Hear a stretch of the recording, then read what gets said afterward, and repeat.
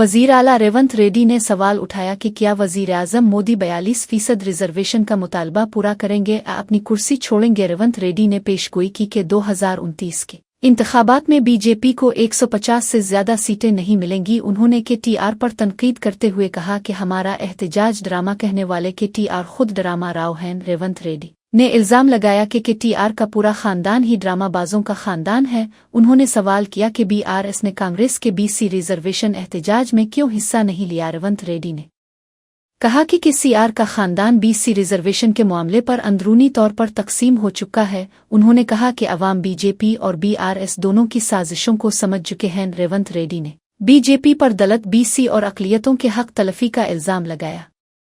उन्होंने कहा कि कांग्रेस बीसी तबकात के साथ नाइंसाफी बर्दाश्त नहीं करेगी। रेवंत रेड्डी ने चैलेंज किया कि अगर बीजेपी को हिम्मत है तो 42% रिजर्वेशन का फैसला लेकर दिखाए। మీరెందుకు రాలేదు అని నేను బీఆర్ఎస్ వాళ్ళని అడుగుతున్నా। బీజేపీ వాళ్ళు నరేంద్ర మోడీ గారి మోచేతి నీళ్లు తాగొచ్చు, మరి బీఆర్ఎస్ వాళ్ళు మోడీ గారి చెప్పులు మోసి బతుకుతున్నారా? మీరు మాకండగా నిలబడకుండా నిన్న ఓ సన్నాసి మాట్లాడతాడు, ఎన్నికల కమిషన్ కలవనికి వచ్చిన ఢిల్లీకి రేవంత్ రెడ్డి జంతర్ మంతర్ల డ్రామా చేస్తున్నాడు। నేను అడగదలుచుకున్న మా బలైన వర్గాల సోదరులు, అయ్యా మన దీక్ష వాళ్ళకు ఒక డ్రామాలాగా కనిపిస్తుంది। ఆయన పేరే డ్రామారావు। డ్రామా నీ ఇంట్లో ఉంది, నీ ఒంట్లో ఉంది, నీ రక్తంలో ఉంది, నీ పేరులో ఉంది, మీ మొత్తం కుటుంబమే డ్రామాలేసి బతికే కుటుంబం మీది। మాకు డ్రామాలు అవసరం లేదు, చిత్తశుద్ధి ఉంది। అందుకే ఫిబ్రవరి 4, 2024 నాడు మొదలుపెట్టి ఫిబ్రవరి 4, 2025 నాడు సరిగ్గా 365 రోజుల్లో బలైన వర్గాలకు సంబంధించిన ప్రతిపాదన నుంచి బిల్లు ఆమోదం వరకు సంవత్సరం తిరిగే లోపల చేసి 100 సంవత్సరాల సమస్యకు ఒక్క సంవత్సరంలోనే పరిష్కారం చూపించిన మంత్రులందరి వేదిక మీద ఉంది। నువ్వా దిక్కుమాలినోడా మా చిత్తశుద్ధిని ప్రశ్నించేది? నీ దిక్కుమాలిన మాటలు, నీ దివాలకోరు విధానం, బండకేసి కొట్టినా 100 మీటర్ల గోతి తీసి పాతి పెట్టిన మీ బుద్ధి మారలేదు, మీ ఆలోచన మారలేదు। అందుకే ఇవాళ మీ ఇంట్లోనే చక్కగా లేరు। ఒకరు బీసీకి అనుకూలం అంటే ఇంకొకరు వ్యతిరేకం అంటారు। तेलंगाना के वजीर आला रेवंत रेड्डी को अपनी जुबान और बॉडी लैंग्वेज में तब्दीली लानी चाहिए। ये बात कांग्रेस के मनोगोड़ी एमएलए कोमिक्किरेड्डी राजगोपाल रेड्डी ने कही। उन्होंने कहा कि रेवंत रेड्डी के जारहाना रवैये से पार्टी को नुकसान हो रहा है। रेड्डी को हर मसले पर सोच समझकर बयान देना चाहिए। कोमिक्किरेड्डी राजगोपाल रेड्डी ने कांग्रेस हुकूमत पर शदीद तनकीद की। उन्होंने इल्जाम लगाया कि कांग्रेस के दौर हुकूमत में 20 सिमंधुरा कंट्रैक्टर्स तेलंगाना को लूट रहे हैं। उन कंट्रैक्टरों को बड़े बड़े प्रोजेक्ट्स दिए जा रहे हैं। तेलंगाना के मकामी ठेकेदारों को मुकम्मल तौर पर नज़रअंदाज किया जा रहा है। रेड्डी ने कहा कि रियासती वसाइल को चंद अफराद के मुफाद के लिए इस्तेमाल किया जा रहा है। उन्होंने वजीर आला से मुतालबा किया कि वो फौरी तौर पर इस गैर मुनसिफाना रवैये को बंद करे। ఇక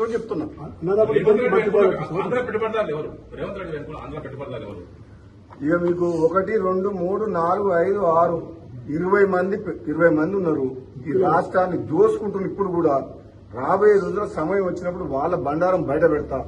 ఏది ఏమైనా తెలంగాణ రాష్ట్ర సంపద లూటీ విషయంలో గాని, కాంట్రాక్టుల విషయంలో గాని, భూముల విషయంలో గాని, ఇసుక మాఫియా విషయంలో గాని, ఏ విషయంలో సరే తెలంగాణ ప్రాంతానికి ప్రజలకు అన్యాయం చేసే పని ఎవరు చేసినా బహిరంగంగా మీ భాష మార్చుకొని, మీ హవభావాలు మార్చుకొని, తక్కువ మాట్లాడి మంత్రివర్గంలో ఇంకా చాలా అందరికి మాట్లాడే అవకాశం ఇచ్చి మేధావులతో డిస్కస్ చేసి రాబోయే రోజుల్లో ఒక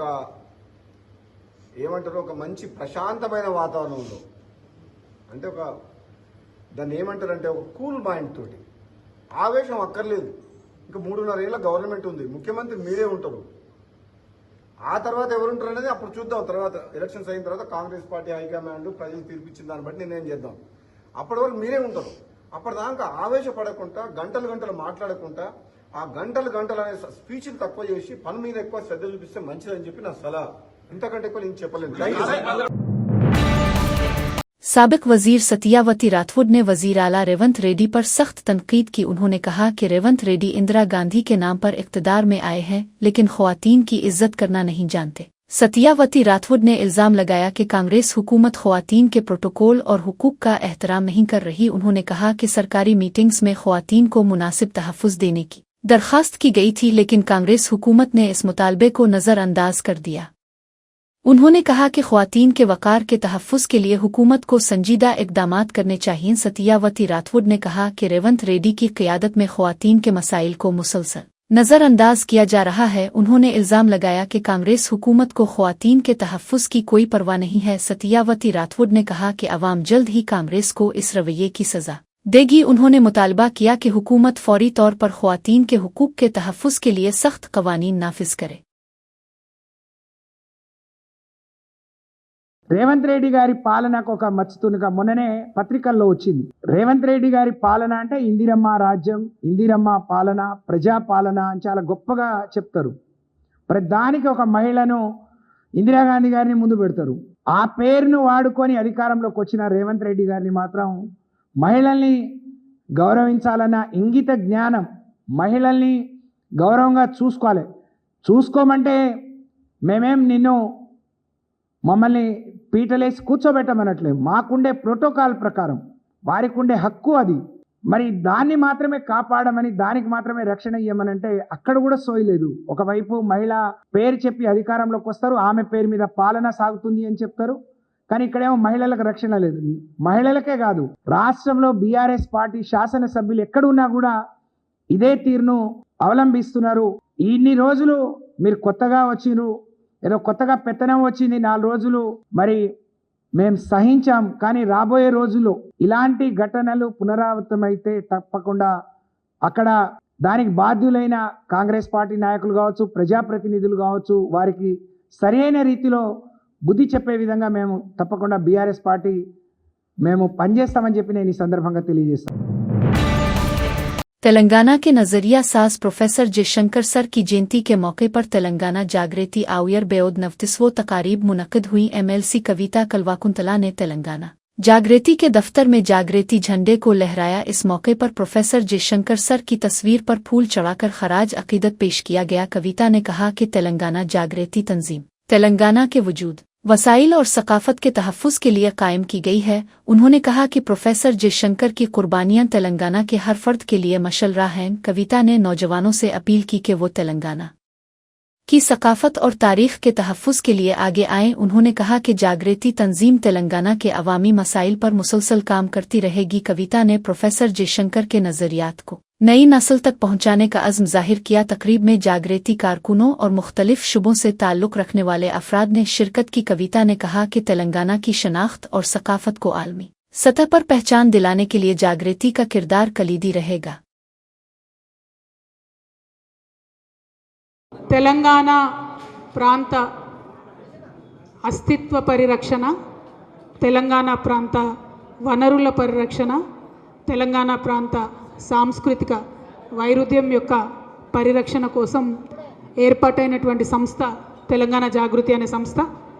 అనేక సందర్భాలలో పెద్దలు గౌరవనీయులు కేసీఆర్ గారు చెప్పినటువంటి అనేక అంశాలను కూడా ఒక ప్రాతిపదికగా తీసుకొని వారు చూపినటువంటి బాటలో ఉద్యమం చేసినటువంటి సంస్థ తెలంగాణ జాగృతి సంస్థ. At the same time professor Jayashankar గారు చెప్పినటువంటి అనేకమైనటువంటి అంశాలను దారిదీపాలుగా, మార్గదర్శకాలుగా ఎన్నుకొని వాటిని తూచా తప్పకుండా పాటిస్తూ ముందుకు సాగినటువంటి సంస్థ తెలంగాణ జాగృతి సంస్థ. ప్రొఫెసర్ జయశంకర్ గారి జయంతి ఆగస్టు 6వ తారీఖు అంటే ఇవాళ. మరి తెలంగాణ రాష్ట్రం రాకముందే అనుకోకుండా పాపం సార్ జీవితకాలం కలగన్నటువంటి తెలంగాణ రాష్ట్రం రాకముందే ఆయన జరిగిపోయినటువంటి సందర్భంలో ఆనాడు తెలంగాణ జాగృతి ఒక సంకల్పం తీసుకున్నది. పెద్దలు జయశంకర్ గారి పుట్టినరోజుని ఎప్పుడూ కూడా ఒక సెలబ్రేషన్ లాగా, ఒక పండుగలాగా తెలంగాణ అంశాలన్నీ కూడా తెలంగాణ ప్రజలందరికీ గుర్తు చేసే విధంగా ఉండాలంటే జాగృతి ఆవిర్భావ దినోత్సవం కింద జయశంకర్ సార్ పుట్టినరోజును ప్రతిసారి జరుపుకోవాలనుకున్నాం. ఆనాటి నుండి ఈనాటి వరకు మరి ఆగస్టు 6 అంటే మా తెలంగాణ జాగృతి ఆవిర్భావ దినోత్సవంగా జరుపుకుంటా ఉన్నాం. ప్రొఫెసర్ జయశంకర్ గారిని నిరంతరం తలుస్తూ మరి వారు తెలంగాణ సమాజానికి చేసినటువంటి సేవను మర్చిపోకుండా ముందు తరాల मजलिस इत्तेहाद अल मुस्लिमीन के रुकन असेंबली अकबरुद्दीन ओवैसी ने ओवैसी स्कूल ऑफ एक्सीलेंस के तलबा में सिलाई मशीनें तकसीम की। इस मौके पर तलबा को ब्यूटी कट्स भी फराहम की गईं ताकि वो रोजगार के मौके हासिल कर सकें। अकबरुद्दीन ओवैसी ने तलबा में वोकेशनल कोर्सेज की तकमील पर असनाद भी तकसीम की। उन्होंने कहा कि नौजवानों को हुनरमंद बनाना वक्त की अहम ज़रूरत है। ओवैसी स्कूल ऑफ एक्सीलेंस में मुख्तलिफ पेशा वराना कोर्सेज की तरबियत दी जा रही है। अकबरुद्दीन ओवैसी ने तलबा को मेहनत और लगन के साथ काम करने का मशवरा दिया। उन्होंने कहा कि खुद कफालत के जरिए ही तरक्की मुमकिन है। तलबा और वालिदैन ने ओवैसी साहिब का शुक्रिया अदा किया। 91% in attendance.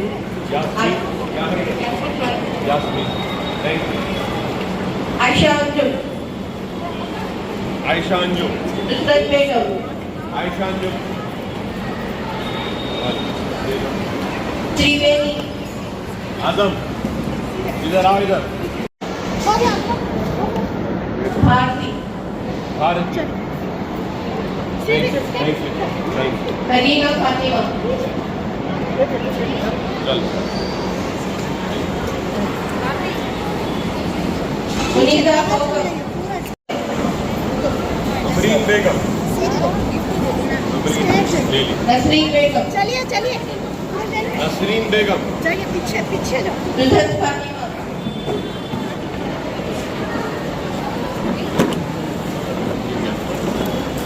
Rubina Begum, magistrates को इंतजामी अफसर के बजाय अदालती इख्तियारात के तहत सोचना चाहिए। तेलंगाना हाई कोर्ट ने कहा कि 7 साल से कम सजा वाले मुकदमात में पुलिस BNS सेक्शन 35 के मुताबिक नोटिस दिए बगैर गिरफ्तारी नहीं कर सकती। हाई कोर्ट ने मजिस्ट्रेट अदालतों को खबरदार किया कि वो मुनासिब वजूहात के बगैर मुल्जिमान को रिमांड न भेजें। ये हिदायत एक शख्स की जानिब से दायर की गई दरख्वास्त पर दी गई, जिसने मजिस्ट्रेट के रिमांड फैसले को चैलेंज किया था। दरख्वास्त गुजार के वकील ने बताया कि मुल्जिम को 7 जुलाई को सुबह 10:15 बजे गिरफ्तार करके 8 जुलाई को सुबह 11:35 बजे मजिस्ट्रेट के सामने पेश किया गया। वकील ने कहा कि गिरफ्तारी के 24 घंटों के अंदर अदालत में पेश करना कानूनन लाजमी है। हाई कोर्ट ने मजिस्ट्रेट को हिदायत दी कि रिमांड रिपोर्ट और केस डायरी का बगौर जायजा लेकर ही रिमांड के अहकामात जारी करे। जज ने निशानदेही की कि सुप्रीम कोर्ट के उसूलों की खिलाफ वर्जी करते हुए मुल्जिम को रिमांड पर भेजा गया। हाई कोर्ट ने मजिस्ट्रेट के रिमांड अहकामात को कालादम करार दे दिया। अदालत ने हुक्म दिया कि मुल्जिम को फौरी तौर पर रहा किया जाए। फिल्म इंडस्ट्री के वर्करों की 30% तनख्वाह इजाफे की मांग पर हड़ताल तीसरे दिन में दाखिल हो गई है। आज फिल्म वर्कर्स फेडरेशन के नुमाइंदे अदाकार चिरंजीवी से मुलाकात करने वाले हैं। प्रोड्यूसर्स पहले ही चिरंजीवी से मुलाकात कर चुके हैं और अपना मौक़िफ़ वाज़े कर चुके हैं। प्रोड्यूसर्स का कहना है कि वो वर्करों को रोज़ाना औसतन 2000 रुपये अदा कर रहे हैं। उनका दावा है कि तकरीबन 70% वर्कर्स को इससे ज़्यादा उजरत दी जा रही है। प्रोड्यूसर्स ने इल्ज़ाम लगाया कि हकीकी मेहनतकश इस हड़ताल की हिमायत नहीं कर रहे। उनके मुताबिक वो लोग जो काम से जी चुराते हैं हड़ताल को हुआ दे रहे हैं। फेडरेशन का कहना है कि मौजूदा महंगाई के दौर में तनख्वाहों में इजाफा नागुज़ीर है। आज की मीटिंग में चिरंजीवी हड़ताल खत्म कराने के लिए मुदाखलत कर सकते हैं। प्रोड्यूसर्स और वर्कर्स के दरमियान तनाज़ा सुलझाने की कोशिशें जारी हैं। అట్ ద సేమ్ టైం మీరు ఒక సైడ్ మీరు చెప్పారు, మీ వెర్షన్ నేను విన్నాను, అదర్ సైడ్ వెర్షన్ కూడా నేను తెలుసుకోవాలి. అట్ ద సేమ్ టైం ఆయన సినిమా షూటింగ్ కూడా ఉంది కాబట్టి డెఫినెట్ గా నేను ఏం మాట్లాడటం అనేది బాగుండదు. అదర్ సైడ్ వెర్షన్ తెలుసుకున్న తర్వాత నేను ఈ 2-3 రోజులు మాత్రం వెయిట్ చేస్తాను. మీరు ఒక సామరస్యంగా ఒక కొలిక్కొచ్చి షూటింగ్ స్టార్ట్ చేస్తే సరి, లేకపోతే 3 రోజుల తర్వాత whatever we are going to take the decision అనేది ఆ రోజు చెప్తాను. అప్పుడు దాకా సామరస్యపూర్వకంగా మీరు పరిష్కరించుకునే దానికి ప్రయత్నించండి అని చెప్పి చర్మీ గారు చెప్పారండి. అలాగే అందరూ పెద్దలు కూడా ఆల్ అంటే చిన్న ప్రొడ్యూసర్లందరూ మమ్మల్ని బతకనివ్వటం లేదు. వాళ్ళందరూ మమ్మల్ని ప్రెజర్ చేస్తున్నారు. మీ ఇష్టగానికి మీరు ఏదో మాట్లాడుకుంటే, అందుకనే రేపు చిన్న ప్రొడ్యూసర్లందరితో కూడా మాట్లాడబోతున్నాం. అలాగే అనిల్తో గాని. दोपहर के खाने मिड डे मील स्कीम के वर्कर्स ने डायरेक्टोरेट ऑफ स्कूल एजुकेशन के दफ्तर के सामने धरना दिया। रियासत के मुख्तलिफ इजला से बड़ी तादाद में ख्वातीन कारकुनान एहतजाज में शामिल हुई। उनका मुतालबा था कि गुज़िश्ता 5 माह की तनख्वाहें और ज़ेर इल्तिवा बिल्स फौरी तौर पर अदा किए जाएं। कारकुनान ने कहा कि तनख्वाहें न मिलने की वजह से वो शदीद माली मुश्किलात का शिकार हैं। ख्वातीन वर्कर्स सड़क पर बैठ कर नारेबाजी करते हुए धरने पर बैठ गईं। उन्होंने हुकूमत पर वादे पूरे न करने का इल्जाम लगाया। एहतजाज के दौरान सूरत-ए-हाल कशीदा हो गई तो पुलिस ने मुजाहिरीन को गिरफ्तार कर लिया। कई ख्वातीन वर्कर्स को जबरदस्ती बसों में बिठाकर थानों को मुंतकिल किया गया। वर्कर्स ने वार्निंग दी कि अगर उनके मुतालिबात पूरे न हुए तो एहतजाज मजीद शिद्दत इख्तियार करेगा। धरने की वजह से स्कूल एजुकेशन दफ्तर के अतराफ ट्रैफिक में खलल पैदा हुआ।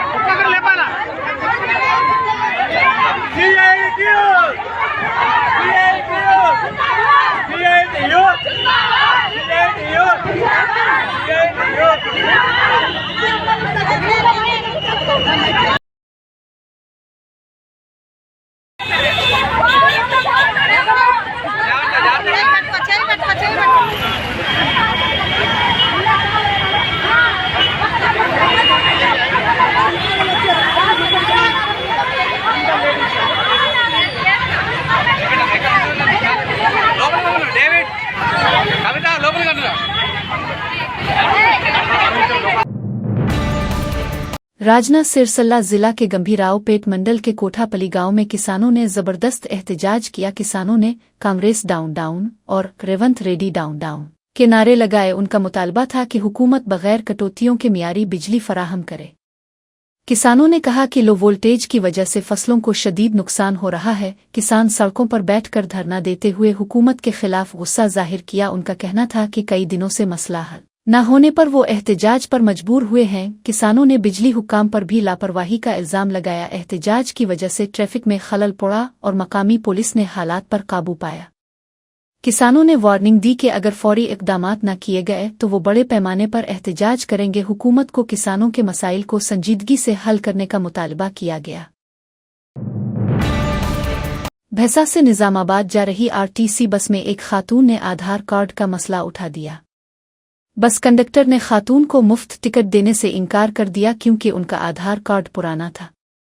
आधार कार्ड में आंध्रा प्रदेश लिखा हुआ होने की वजह से कंडक्टर ने एतराज़ किया। खातून ने आधार कार्ड अपडेट न होने पर कंडक्टर से झगड़ा शुरू कर दिया। झगड़ा इतना बड़ा कि खातून ने बस को आधे घंटे तक रोके रखा। बस में सवार दीगर मुसाफिर भी इस मसले पर बहस में शामिल हो गए। बस के बीच सड़क पर खड़ी हो जाने से ट्रैफिक जाम की सूरत-ए-हाल पैदा हो गई। आखिरकार बस में पंचायत लग गई और लोगों ने मामला सुलझाने की कोशिश की। खातून का कहना था कि आधार अपडेट न होना कंडक्टर की गलती नहीं है। काफी देर के बाद मामला रफ दफ हुआ और बस को आगे रवाना किया गया।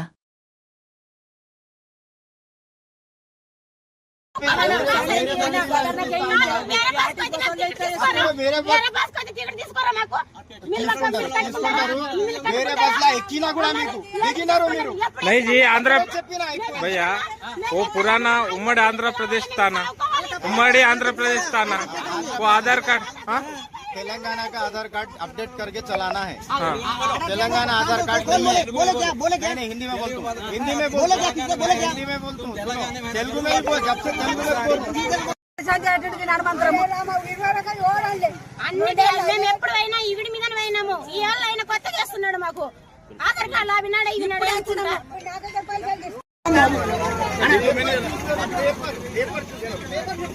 చెప్తే తెలుస్తుంది కదా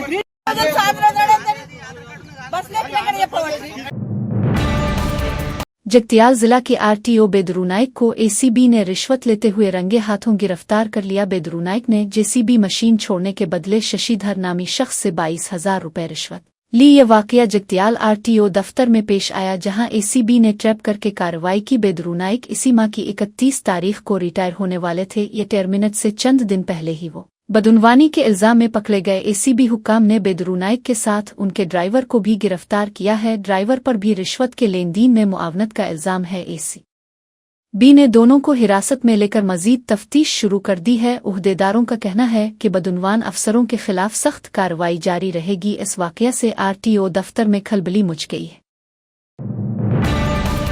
अदाकार विजय देवराकुंडा को आज ऑनलाइन बैटिंग एप्स केस में इन्फोर्समेंट डायरेक्टोरेट ईडी के सामने पेश होना है। ईडी हुक्काम ने उन्हें पूछगुछ के लिए तलब किया है। ये तलबी ऑनलाइन जुआबाजी एप्स के जरिए काले धन की लेन देन के मामले में की गई है। विजय देवराकुंडा से इस केस में उनके मुबैयना ताल्लुकात पर सवालात किए जाएंगे।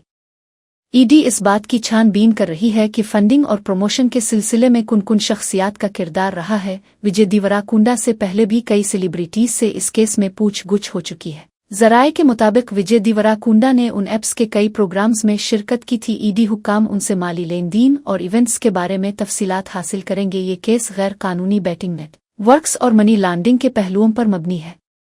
विजय देवराकुंडा ने ईडी के सामने मुकम्मल ताउन की यकीन दहानी कराई है।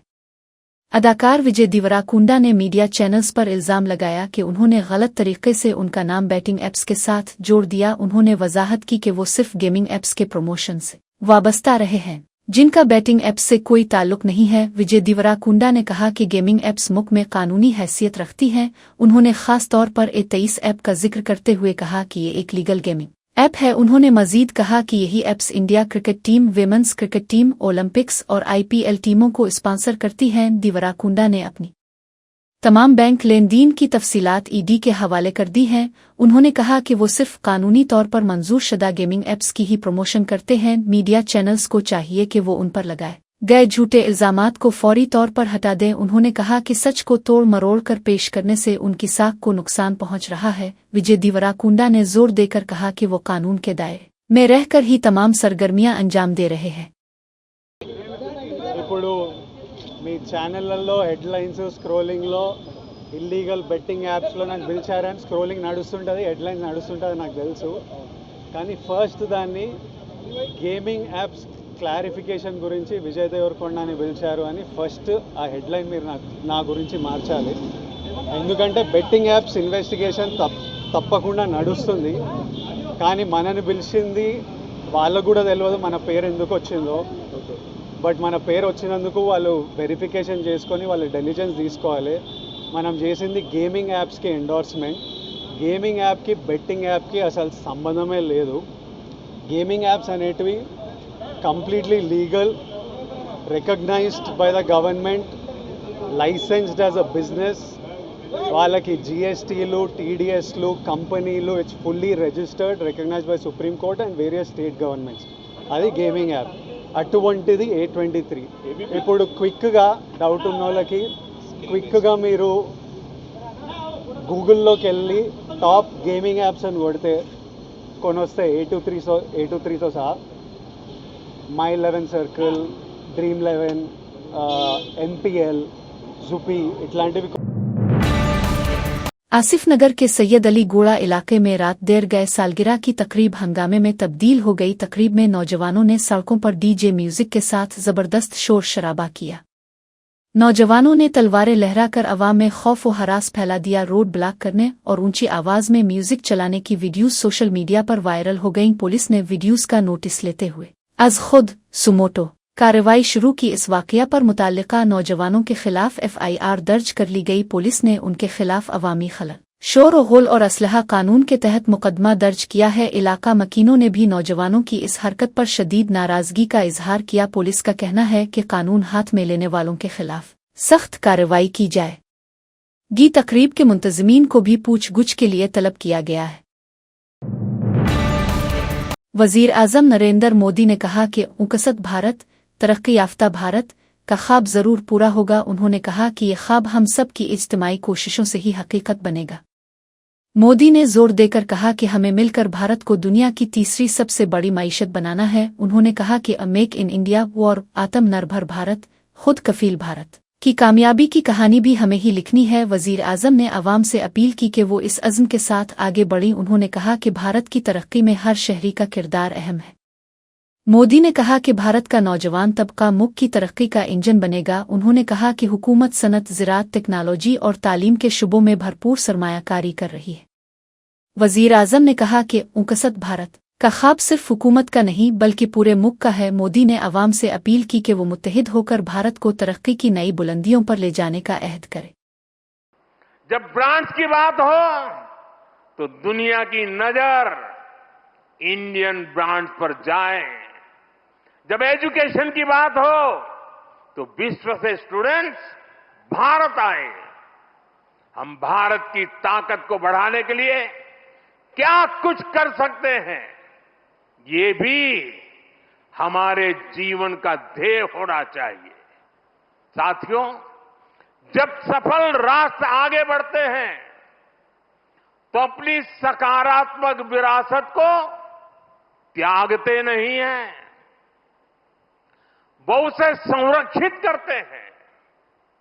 आज विकास और विरासत के इसी विजन पर हमारा भारत आगे बढ़ रहा है। नए कर्तव्य भवन के बाद